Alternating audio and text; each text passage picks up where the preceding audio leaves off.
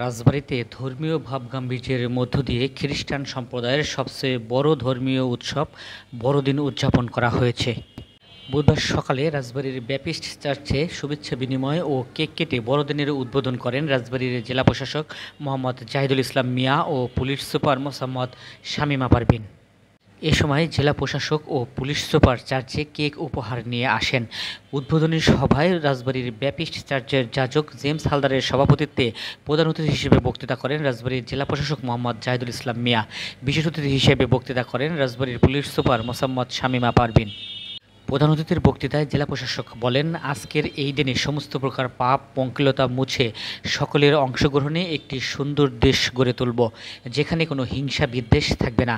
এর আগে সকালে ধর্মীয় প্রার্থনার মধ্য দিয়ে শুভ সকাল। আজকের এই দিনে আমরা জাতি ধর্ম বর্ণ নির্বিশেষে সকল শুধু মানুষকে ভালোবেসে একটি সুন্দর বাংলাদেশ গড়তে চাই।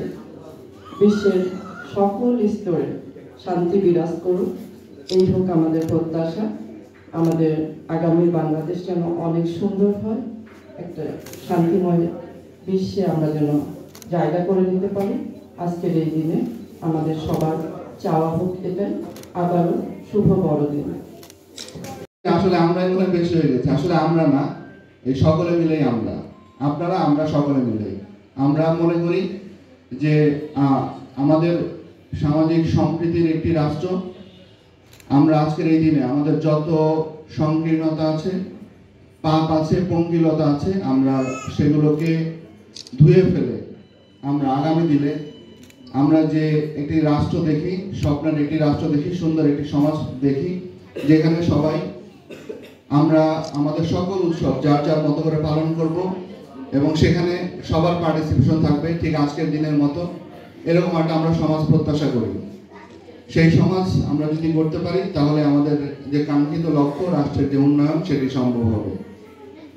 আমরা প্রত্যাশা করি আজকের এই অনুষ্ঠানে যারা এসেছেন, সম্মানিত পুলিশ সুপার মহোদয়, আমার সহধর্মিণী সহ আমাদের অন্যান্য পুলিশ প্রশাসনের কর্মকর্তাবৃন্দ, সেনাবাহিনী থেকে সম্মানিত ক্যাপ্টেন সাহেব এসেছেন, এবং আমাদের সদরের ইউনো আছে, এবং সবাই যারা সাংবাদিক ভাইরা যারা আছেন তাদের সবার প্রতি রইল আজকের এই বড়দিনের শুভেচ্ছা। Merry Christmas 2024।